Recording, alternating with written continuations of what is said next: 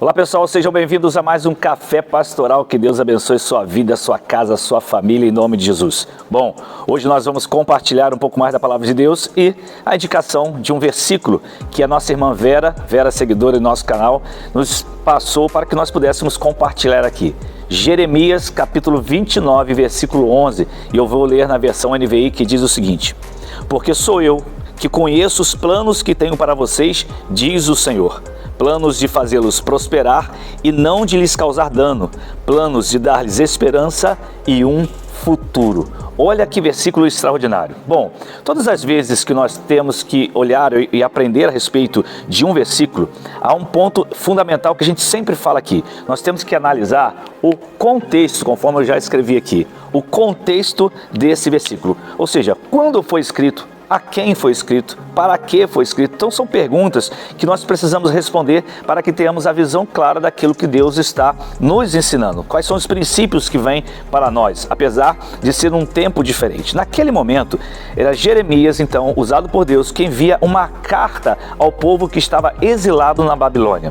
Haviam profetas que estavam ali declarando coisas que não vinham da parte de Deus, dando uma falsa esperança ao povo. Então Deus levanta Jeremias justamente para escrever essa carta e dar a direção correta àquele povo. E é interessante que Deus fala para eles o seguinte: cresçam nessa cidade. Ou seja, apesar de vocês estarem na Babilônia, que não é a terra de vocês, mas vocês precisam crescer nessa cidade. É importante depois você ler Jeremias capítulo 29 para você compreender um pouco melhor a respeito disso. Agora, é importante você também entender que esse versículo, e eu já vi isso acontecer, é usado por pessoas para trazer aquela ideia de que Deus fará aquilo que eu quero, do jeito que eu quero, na hora que eu quero, da forma que eu quero. Tem gente que usa esse versículo para isso. Isso é um erro, é um equívoco. Nós não podemos viver dessa forma, interpretando textos dessa forma. Nós temos que ter muito cuidado na interpretação dos textos e ao passar para as pessoas. Mas vamos lá, vamos conversar um pouco sobre Jeremias capítulo 29, versículo 11. Vamos lá? Ele começa o versículo dizendo assim: porque sou eu que conheço. Olha só, ele vai dizer, sou eu. Se botar aqui em letra maiúscula, sou eu, porque está relacionado ao Senhor, que conheço. Isso está se tratando do quê? Da soberania de Deus, do poder de Deus sobre nossas vidas. Ele é o único que nos conhece plenamente. É o poder pleno do conhecimento de Deus sobre todas as coisas. É a plenitude do saber. Ele vai no mais íntimo do ser humano. Quando ele fala, porque sou eu, sou o único que conheço, eu que entendo, eu que tenho o poder, a plenitude do saber, que estou dando essa direção a vocês. Sou eu que estou entregando essa palavra a vocês. Não se trata de profeta A, profeta B, profeta C, que está inventando história para vocês. É claro que Deus estava usando um profeta ali chamado Jeremias, que já tinha sido perseguido em tantas coisas, em sido tantas situações, e Deus então usa claramente essa expressão dizendo, quem está falando aqui sou eu, não profetas mentirosos. E ele vai continuar, sou eu que tenho o quê? Planos, eu conheço os planos que tenho para vocês. Planos, que planos são esses? Que projetos são esses? Ou seja, são pensamentos, são propósitos. Deus está dizendo, eu tenho propósitos para vocês. Propósitos, apesar de vocês estarem na Babilônia, apesar de vocês estarem no exílio, eu tenho propósitos para vocês, eu tenho planos para vocês. Ou seja, ele está dizendo, eu não abandonei vocês, eu não deixei vocês de lado, eu tenho planos e pensamentos para vocês. E ele vai dizer algo tremendo no versículo, planos de fazê-los prosperar. Olha só que interessante, planos de fazê-los prosperar. E ele está falando sobre disso justamente em meio a um exílio. O povo estava exilado naquela terra, não estava na sua terra, eles foram retirados da terra deles e foram levados ao exílio. E ali, a palavra que aparece lá no hebraico é, o que nós usamos muito, shalom. Já ouviu essa palavra? Shalom. Às vezes nós nos cumprimentamos, né? Às vezes no final do culto aqui, por exemplo, na igreja nós temos esse hábito, né? Dê um shalom ao seu irmão, né? Ou seja, declare shalom sobre a vida dele. Olha que interessante, ele está dizendo assim, eu tenho planos para vocês, para fazê-los shalom. Para fazer o quê? Prosperar. A palavra shalom, ela traz a ideia de completude, de algo completo, completude, de um bem-estar completo. Olha que tremendo isso. Seria paz em todas as esferas da vida. Não significa que você não vai enfrentar crises, lutas, enfermidades. Olha que eles estavam no exílio. Eles não estavam na terra, eles foram arrancados da terra deles, do seio deles, ou seja, lá da família deles. Eles estavam na terra, eles estavam dizendo, Jesus estava dizendo, ou seja, o Espírito Santo, o próprio Deus dizendo, olha, eu tenho planos para vocês de shalom, de paz, de completude, de bem-estar.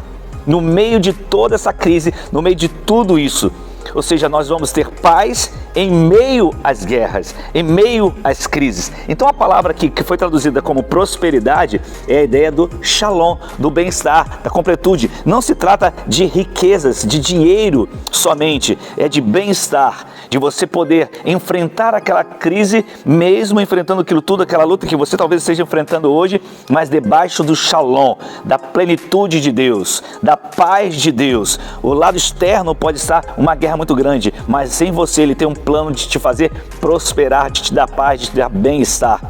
Você entende isso? E é isso que Deus estava falando. Olha só o que mais Ele vai dizer. E não lhes causar dano. Não lhes causar dano. Ou seja, não haveria mal, dano.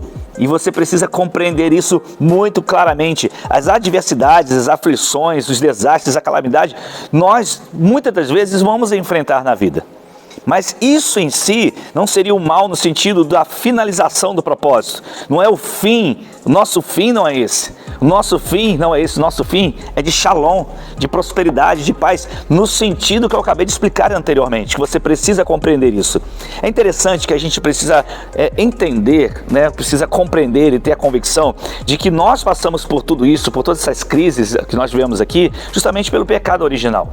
No Éden, quando Adão pecou, aconteceram 3 rupturas importantes que a gente precisa ter noção. Olha só, a primeira ruptura foi espiritual, ou seja, a nossa relação com Deus. Essa ruptura aconteceu devido ao pecado original. Outra ruptura que aconteceu foi social. Lembra quando Adão falou assim, a mulher que tu me deste, ou seja, começou a haver uma crise de relacionamentos. E outra ruptura que aconteceu foi ecológica. Você sabia disso?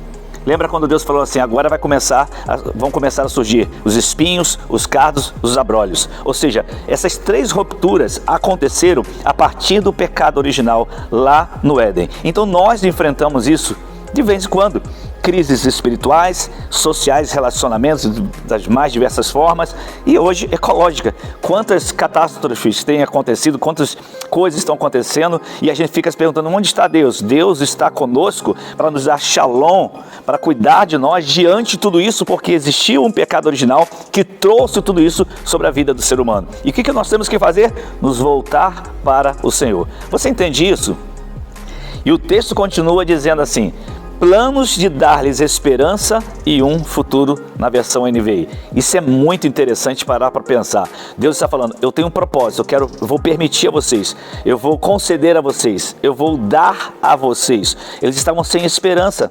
Então eu vou dar a vocês uma esperança. O que é uma esperança? É uma expectativa boa. É um sentimento de quem vê como possível a realização daquilo que deseja. O que eles mais desejavam naquele tempo, naquele contexto? Eles queriam voltar para a terra deles. É isso que eles desejavam. Eles achavam que ali era o fim. Viver na Babilônia era o fim. Mas Deus estava entregando e uma palavra, uma promessa de 70 anos. Olha, vocês ainda vão voltar. O povo voltará. Daqui a 70 anos vai se cumprir a promessa. Há uma esperança de volta. Vocês não ficarão para todo o tempo nesse exílio. E ele vai dizer, um plano de dar não somente a esperança, mas um fim, um futuro. Ou seja, um dia todo este sofrimento terá fim. Aleluia! Você acredita nisso? Você crê na palavra de Deus? Nós olhamos para esse versículo e olhamos para o contexto, nós compreendemos o que Deus estava falando ao seu povo naquele tempo diante de um exílio. Será que hoje nós vivemos numa certa Babilônia? Será que é isso que nós vivemos hoje? Estamos exilados aqui nessa terra. A partir do momento que recebemos Jesus como Senhor e Salvador, o que acontece com a gente? Nós nos tornamos agora filhos de Deus, filhos por adoção. Já falei sobre isso aqui no Café Pastoral. Se você não conhece isso, não sabe sobre isso, assista aí os cafés anteriores que você vai compreender. Nós somos filhos por adoção. E aí, agora, nós não pertencemos mais a essa terra. A nossa terra é outra, lugar reservado para nós, diante da glória do Senhor. Nós podemos olhar diante do caos que estamos vivendo e podemos sim, porque Deus tem planos para nós de shalom. Ou seja, não é a prosperidade no sentido de riquezas, não é dinheiro, é riqueza no sentido da sua presença em nós, que completa, que é pleno em nós e nos traz bem-estar, que Ele pode sim dar ou não, Ele pode fazer isso, riquezas a nós também, porque lá no texto, no contexto, diz que eles iriam trabalhar, iriam se casar, iriam formar suas famílias, iriam plantar, iriam colher, ou seja, iriam colher para ter resultados financeiros na vida deles, nessa terra. Porém, eles teriam que olhar, para a esperança, para o futuro. O fim não é aí. É isso que nós temos que entender como cristãos. O nosso fim não é nessa terra. Nós precisamos ter a consciência clara da eternidade. Nós estamos aqui cumprindo um propósito. Nós estamos aqui cumprindo uma missão. Mesmo que isso seja uma Babilônia para nós, mesmo que nós estejamos enfrentando esse caos todos, que é uma realidade, todo esse caos que enfrentamos, talvez as tragédias, os desastres ecológicos que nós estamos assistindo em tantos lugares, mas o fim nosso não é aqui. Nós temos uma esperança dada por Deus. Nós temos uma expectativa boa. É isso que o texto nos ensina. É isso que o texto traz para nós. Eu espero que essa explicação tenha sido bênção para a tua vida. Eu espero que você tenha consciência da palavra de Deus na tua vida. E não deixe se levar por qualquer ensino, qualquer doutrina que vão ensinando para você, dizendo que Deus fará aquilo que você quer, do jeito que você quer, na hora que você quer. Não é assim que funciona. Ele é o grande eu sou. A soberania a Ele pertence. Ele é o Senhor. Vamos confiar nele e vamos seguir em frente para a glória de Deus. Amém? Que Deus abençoe sua vida, sua casa e sua família a cada dia. Se você ainda não abriu seu coração para Jesus, abra agora. Faça parte dessa família, a maior família da terra. E que você vai receber uma esperança e um futuro. Ou seja, uma expectativa boa. Você sabe o que Deus fará na tua vida. E um fim. Nosso fim é na glória com o Senhor eternamente. Nossa eternidade já começou. Tenha essa visão da parte do Senhor. Tudo vai ficar por aí, mas nós vamos morar com Jesus eternamente. Aleluia! E até o próximo Café Pastoral. Lembrando, não está inscrito no nosso canal? Inscreva-se agora, não se esqueça. Contribua com a gente aí. Faça essa mensagem chegar a tantas outras pessoas. Se foi bênção para você, pode ser bênção para outros também. E outra coisa, não deixe só um like, só clicar aí, like, ok? Deixe seu comentário também. Qualquer sugestão de algum versículo, pode mandar para a gente. E a gente compartilha com você aquilo que esse versículo nos ensina. Tá bom? Shalom.